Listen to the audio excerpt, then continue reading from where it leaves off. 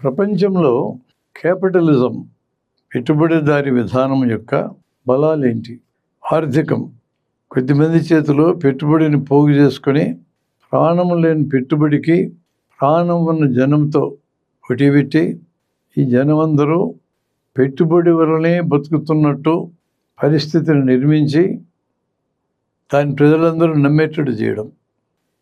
పెట్టుబడిదారి విధానాన్ని నాశనం చేసి ప్రజలకు మేలు చేయాలి అని భావించిన ఫిలాసఫీని కార్ల్ మార్క్స్, ఫ్రెడరిక్ ఏంగిల్స్ 150 ఏళ్ల క్రితం ప్రపోజ్ చేశారు.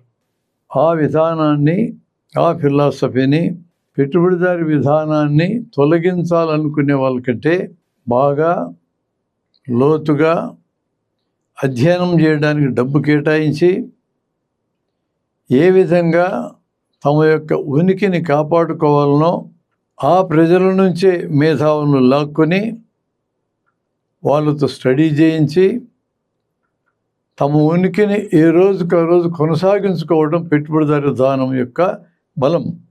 ఒకప్పుడు వలసలు ప్రపంచంలో వెనుకబడిన దేశాలు దోచుకున్నారు. ఇప్పుడు నయా వలస విధానంతో పెట్టుబడిని ఎల్లలు లేకుండా ఎక్కడికైనా పంపించవచ్చు. కార్మికులకు ఎల్లలు ఉన్నాయి, వాళ్ళు ఎక్కడికైనా వెళ్ళలేరు. కానీ తమ పెట్టుబడికి అవసరం అనుకున్న కార్మికుల్ని ఎక్కడి నుంచి ఎక్కడికైనా రప్పించుకోగలరు. గూఢచర్యం మరొక బలం. మిలిటరీ బలం. తమకు నచ్చనటువంటి ప్రభుత్వాలని, తమకు నచ్చనటువంటి సమూహాలని బలప్రయోగంతో ఆయుధాలతో చంపేసే కార్యక్రమం. దానికోసం ఇండస్ట్రీ, దాని పేరు మిలిటరీ ఇండస్ట్రియల్ కాంప్లెక్స్. ఇందులో పరిశ్రమాధిపతులు ఉంటారు, మిలిటరీ ఉంటుంది, వాళ్ళకి సహాయపడే రాజకీయ నాయకులు ఉంటారు, వీళ్ళందరి మధ్య దళారులు ఉంటారు, బ్రోకర్స్ ఉంటారు. వీళ్ళందరూ కలిసి కాంప్లెక్స్గా మారుతారు. ఇప్పుడు ఈ మిలిటరీ ఇండస్ట్రియల్ కాంప్లెక్స్కి పెద్ద నాయకత్వం అమెరికా సంయుక్త రాష్ట్రాలే. డెమోక్రాట్ల అధికారంలో ఉన్న, రిపబ్లికన్ల అధికారంలో ఉన్న మిలిటరీ ఇండస్ట్రియల్ కాంప్లెక్స్ చెప్పినట్టే నడవాలి. ఆ దేశంలో ఉన్న పరిశ్రమల్లో 160 నుంచి 70 వంతులు మిలిటరీ అవసరాల కోసమే కేటాయించుకొని ఉన్నాయి. ప్రపంచంలో యుద్ధాలు రద్దు కావాలని ప్రపంచ ప్రజలందరూ పూనుకొని వీటిని రద్దు చేయగలిగితే మొట్టమొదట దివాలెత్తి దేశం అమెరికా. అందుకనే అమెరికాకి ఎల్లప్పుడూ యుద్ధాలు జరుగుతూ ఉండాల్సిందే. ఎవడో ఒకటి మీద యుద్ధం చేయాల్సిందే. అవతల వాళ్ళు ప్రొవోక్ చేస్తే రెచ్చగొడితే యుద్ధం కాదు, వాళ్ళు ఏం చేయకపోయినా మనమే రెచ్చగొట్టి యుద్ధం చేయాల్సిందే. ఇప్పుడు జరుగుతున్న ఇరాన్ యుద్ధం అట్లాడితే. ఇరాన్ అప్పటికే దివాలెత్తుంది, ఆర్థికంగా బాగాలేదు, ఆహారం సరిగా లేదు. శాంక్షన్లు అనే పేరుతో వాళ్ళు దిగుమతి చేసుకోవాల్సిన దిగుమతి చేసుకుని ఇవ్వటంలా, ఎగుమతి చేసుకునే ఆయిల్ని ఎగుమతి చేసుకుని ఇవ్వటంలా దివాలంతున్న ఇరాన్ మీద ఏమి కారణంతో ఇజ్రాయెల్, అమెరికా ఇద్దరు కలిసి ఫిబ్రవరి 28, 2026 యుద్ధం చేశారండి. వాళ్ళకి యుద్ధాలు కావాలా, ఆయుధాలు ఖర్చు కావాలా, మిలిటరీ ఇండస్ట్రియల్ కాంప్లెక్స్ బతకాలా. యుద్ధం అయిపోయిన తర్వాత ఇక్కడంతా డివాస్టేషన్, విధ్వంసం జరుగుతుంది. కాబట్టి పునర్నిర్మాణ కాంట్రాక్టులు కావాలా, మళ్ళీ పెట్టుబడిదారులు వస్తారు, మళ్ళీ అక్కడ కూడా దిగమిగుతారు. ఇరాక్ను అట్లే చేశారు కదా. సామూహిక మానవ హనన ఆయుధాలు ఉన్నాయి సద్దాం దగ్గర అని పేరు పెట్టి ఓ దిక్కుమాలిన అంతర్జాతీయ సంస్థ యుఎన్ఓ ఉంది, ఐక్యరాజ్య సమితి.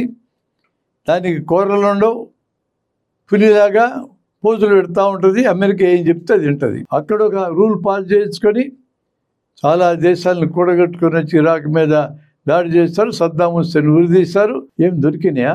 సామూహిక మానవ హనన ఆయుధాలు ముక్కలు చించిన ఇస్తారు కింద మార్చారు దాన్ని. ఇరాక్ ఆయిల్ కావాలి మీకు, రేపు ఇరాన్ ఆయిల్ కావాలా, గల్ఫ్లో ఉన్న ఆయిల్ అంతా కావాలా, వెనిజులాలో ఆయిల్ కావాలా. మీ దగ్గర ఆయిల్ ఉంది, దాన్ని బయటకు తీయకూడదు. ఇదంతా దిగమింగినాక అది బయటకు తీయాలా. మీకు అర్థం కావటంలే? ప్రపంచమంతా ఆయిల్ మీద ఆధారపడకుండా నూతన సైన్స్ను ఆధారం చేసుకొని సోలార్ ఎనర్జీలోకి, విండ్ ఎనర్జీలోకి ట్రాన్స్ఫామ్ అయితే ఇంకా 100 ఏళ్ళు, 150 ఏళ్ళు రాజ్యం వెళ్తుందని పెట్రోలియం మొత్తం దివాలెత్తిపోతే మీకు గల్ఫ్ పాలసీ ఎలా ఉంటుంది? నిమిషాలు ఎత్తిపోతారు ఇక్కడి నుంచి మీరు. ఈ రోజున వైభోగం, గల్ఫ్ వైభోగం కూడా మిగలదు. సైన్సే మీకు సమాధానం చెప్తుంది ఫైనల్గా. ప్రపంచ వనరులన్నీ దోచుకోవటం, ఇది పెట్టుబడిదారీ వ్యవస్థకున్న బలం. దౌత్య విధానాల ద్వారా మాయ చేసి జనాలు లొంగ తీసుకోవడం మరొక కోణం చూడాల. పెట్టుబడిదారీ వ్యవస్థకి అలివిగాని సమస్యలు ఉన్నాయి, జన్మకు పరిష్కరించలేని సమస్యలు ఉన్నాయి. నిరుద్యోగం. పెట్టుబడిదారీ వ్యవస్థ బతకాలంటే నిరుద్యోగం ఉండాలి. ఎంతమంది నిరుద్యోగులు పెరిగితే అంతగా జీతాల బిల్లు తగ్గుతుంది. జీతాల బిల్లు తగ్గితే ఈ తగ్గినటువంటి జీతాల బిల్లు లాభాల కింద మారుతుంది. పెట్టుబడి అంటేనే లాభాల కోసం పనిచేస్తుంది. ప్రజా సంక్షేమం పొరపాటును జరిగితే అవి బై ప్రోడక్ట్ మాత్రమే. అలా ప్రజలకు మేలు జరగాలని వాళ్ళ అజెండాలోనే ఉండదు. కాబట్టి ప్రజలందరి మేలు కోసం ఆలోచించినటువంటి వ్యవస్థ నిరుద్యోగాన్ని అనివార్యంగా పెంచుతుంది. ఇప్పుడు కొత్తగా వచ్చిన ఏఐ కూడా నిరుద్యోగాన్ని పెంచుతుంది. అనేక మంది జనం పనులు లేకుండా మిగిలిపోతారు. పనులు లేకుండా మిగిలిపోయిన వారు చాలామంది చనిపోతారు. ఇంకా గణనీయమైన సంఖ్య నేరస్తులుగా మారుతారు, టెర్రరిస్టులుగా మారుతారు. ఇంకా ఒక గణనీయమైన సంఖ్య తిరగబడి ఈ వ్యవస్థను రద్దు చేయడానికి కన్స్ట్రక్టివ్గా నిర్మాణయుతమైన పనులు చేయడానికి కూడా మొదలెడతారు. దాన్ని ఎవ్వరూ ఆపలేరు. బానిస యుగంలో బానిస యజమానులు శాశ్వతంగా ఉంటామనుకున్నారు, పోయినారు. భూస్వామ్య యుగంలో భూస్వాములు మేము కూడా పర్మనెంట్గా ఉంటామనుకున్నారు. భూస్వామ్య వ్యవస్థ మీద ఆధారపడిన రాజులు, రాజరిక వ్యవస్థ పర్మనెంట్గా ఉంటామనుకున్నారు, అయిపోయింది వాళ్ళ పని. ఇప్పుడు పెట్టుబడిదారులు పర్మనెంట్గా ఉంటామనుకుంటున్నారు. మానవ జాతి వ్యతిరేకులు వీళ్ళు పర్మనెంట్గా ఉండటం కుదరదు. నిరుద్యోగాన్ని పరిష్కరించలేరు, అధిక ధరలను పరిష్కరించలేరు, అవినీతి, మాఫియా, నల్లధనం ఈ సమస్యలను పరిష్కరించలేరు. వివక్షలు, ధనిక పేద వివక్ష, పురుషులు స్త్రీల వివక్ష, పట్టణాలు గ్రామాల వివక్ష, పేద దేశాలు ధనిక దేశాల వివక్ష, ఉత్తరాది దక్షిణాది వివక్ష, ఏ వివక్షని పరిష్కరించలేరు. యుద్ధాలని ఆపలేరు, ఆపితేలకు మరణం తథ్యం. మానవ జాతి సంపదలో 3వ వంతుని యుద్ధ పరికరాల మీద ఇప్పటికే నిల్వబెట్టున్నారు. అంత మానవ జాతి సంపదని మానవ కళ్యాణానికి గాక మానవ వినాశనానికి పోగేసినటువంటి ఈ వ్యవస్థకి బతికే అర్హత ఎందుకున్నది? సంక్షోభాలను పరిష్కరించలేరు. This system, this capitalist system is destined to die. దానికి ప్రమాద గంటకలు మోగటం మొదలైనవి. ఎంతో బలమైందనుకున్న అమెరికా వియత్నాంలో జనం తిరుగుబాటు చేస్తే చెవు రూగులాడించుకుని వెళ్ళిపోయింది. దిక్కుమాలలో తాలిబాన్లు అంటూ ఉండేది అమెరికా. అఫ్ఘాన్ మీద దాడి చేస్తే 20 ఏళ్ళ తర్వాత చేతకాదని వెళ్ళిపోవాల్సి వచ్చింది. వీళ్ళు అడుగుపెట్టిన చోట విధ్వంసం అన్న జరుగుతుంది, చెప్పు దెబ్బలు తిని వెనక్కన్నా పోతారు. ఇప్పుడు ఇరాన్ ఆ పని చేస్తూ ఉంది. ఇరాన్ ఎంత, దాని బతుకెంత? అమెరికా బలంతో పోలిస్తే ఇరాన్ శక్తి ఎంత? అమెరికా 100 రోజులైనా ఇరాన్ లొంగ తీసుకోలేకపోతుంది. ఇది ఒక హిస్టారికల్ ఘటన. ఇరాన్ యొక్క తిరుగుబాటు అమెరికా యొక్క హెజమనీకి ప్రమాదకరమైన సంకేతం. ఇరాన్ ప్రభుత్వం అద్భుతమైనది చెప్పడం నా ఉద్దేశం కాదు. ఇరాన్ ప్రభుత్వం అద్భుతంగా లేకపోతే దాన్ని అద్భుతంగా మార్చుకునే పని ఇరాన్ జనాందే తప్ప అమెరికాది కాదు. మన దేశంలో ప్రభుత్వం బాగలేదని జనానికి అనిపిస్తే దాన్ని సరిదిద్దాలని అమెరికా కోరిక కలిగి మోడీని తీసుకెళ్తామంటే ఇక్కడ మోడీ నచ్చనాలు కూడా ఒప్పుకోరు దాన్ని. మా దేశంలో సమస్య ఉంటే మేము చూసుకుంటాం. సార్వభౌమత్వం అంటే అదే. బయటోడు చూస్తూ ఒప్పుకోం మేము. ఏకధ్రువ ప్రపంచం ఆవిర్భవించిన 18 ఏళ్ళకి బీటలు బారటం మొదలైంది.